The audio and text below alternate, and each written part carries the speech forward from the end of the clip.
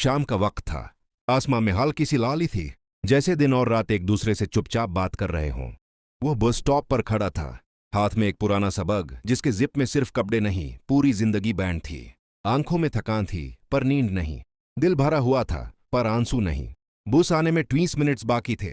उसे हमेशा लगता था कि जिंदगी बहुत लंबी होती है, पर आज समझ आ रहा था कभी कभी जिंदगी सिर्फ 20 मिनट्स में भी पलट जाती है। वो कोई खास इंसान नहीं था, ना कोई मशहूर नाम, न कोई बड़ी पहचान, बस राह का मुसाफिर। कुछ घंटे पहले तक उसका एक घर था, एक छोटी सी नौकरी थी और एक इंसान था जिसके साथ फ्यूचर के सपने देखे जाते थे। पर सपने अक्सर वही टूटते हैं जहां हम उन्हें सबसे ज्यादा सच मान लेते हैं। उससे याद आया वो आखिरी पल, वो खामोशी जो लफ्जों से ज्यादा भारी थी, वो एक लाइन जो आखिरी बन गई, अब और नहीं हो पाएगा। किसी ने चीख चिल्ला कर नहीं तोड़ा उसे, बस शांत तरीके से छोड़ दिया गया। बस स्टॉप पर एक बच्चा अपनी मां का हाथ पकड़कर हंस रहा था। उससे देखकर मुसाफिर ने नजर झुका ली। कुछ खुशियां देखने के लिए हिम्मत चाहिए होती है। क्लॉक पर नजर गई, 15 मिनट्स बाकी। उसके मन में सवाल उठ रहे थे। क्या वो सही कर रहा था? क्या भागना सोल्यूशन होता है, या कभी कभी खुद को बचाना भी जरूरी होता है? उसे याद आया जब उसके पिता ने सालों पहले कहा था, बेटा रास्ते कभी गलत नहीं होते, बस हम थक जाते हैं। तब उसने सुना था, समझा नहीं था। आज महसूस हो रहा था। पास वाली बेंच पर एक बूढ़ा आदमी बैठा था, चेहरा झुर्रियों से भरा पर आंखें शांत थी। वो बोले बिना देखे कहने लगा, बस का इंतजार है? मुसाफिर ने सिर हिला दिया। जी। बूढ़े ने हल्की सी मुस्कान के साथ कहा, मैं पूरी जिंदगी इंतजार ही करता रहा, आज भी यहीं बैठा हूं। मुसाफिर ने पहली बार उसकी तरफ देखा।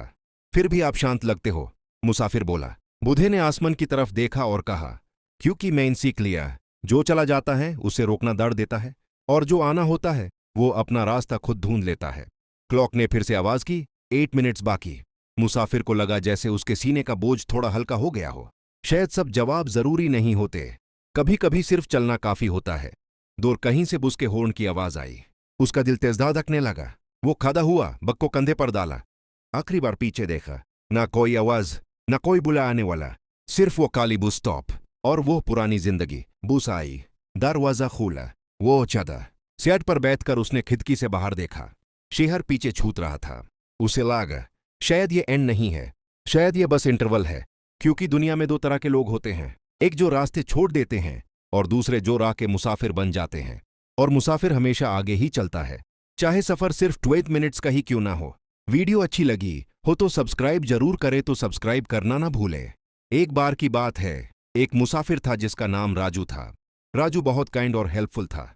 उसे नए नए प्लेसेस एक्सप्लोर करना और नए लोगों से मिलना बहुत पसंद था। एक दिन राजू एक छोटे से गांव में पहुंचा। वो बहुत थका हुआ था और उसके पास खाने के लिए कुछ भी नहीं था। गांव में लोग उस देखकर थोड़े कंफ्यूज्ड हो गए, पर एक छोटी सी लाड़की मीना आगे आई। मीना ने कहा, अंकल आप हमारे घर आइए, हम आपको फूड एंड वाटर देंगे। राजू बहुत खुश हुआ। उसने मीना के घर जाकर सिंपल फूड खाया और थोड़ा रेस्ट किया। जाते वक्त राजू ने मीना और उसके फैमिली को थैंक यू कहा। राजू ने कहा, बेटा जो लोग मुसाफिर की मदद करते हैं उनके साथ हमेशा गुड थिंग्स होती हैं। बहुत काइंड और हेल्पफुल था। उसे नए नए प्लेसेस एक्सप्लोर करना और नए लोगों से मिलना बहुत पसंद था। एक दिन राजू एक छोटे से गांव में पहुंचा। वो बहुत थका हुआ था और उसके पास खाने के लिए कुछ भी नहीं था। गांव में लोग उस देखकर थोड़े कंफ्यूज्ड हो गए, पर एक छोटी सी लाड़की मीना आगे आई। मीना ने कहा, अंकल आप हमारे घर आइए, हम आपको फूड एंड वाटर देंगे। राजू बहुत खुश हुआ। उसने मीना के घर जाकर सिंपल फूड खाया और थोड़ा रेस्ट किया।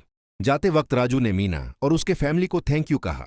राजू ने कहा, बेटा जो लोग मुसाफिर की मदद करते हैं उनके साथ हमेशा गुड थिंग्स होती हैं। फिर राजू अपनी जर्नी पर आगे बढ़ गया और गांव के लोगों ने सीखा कि kindness is the best quality.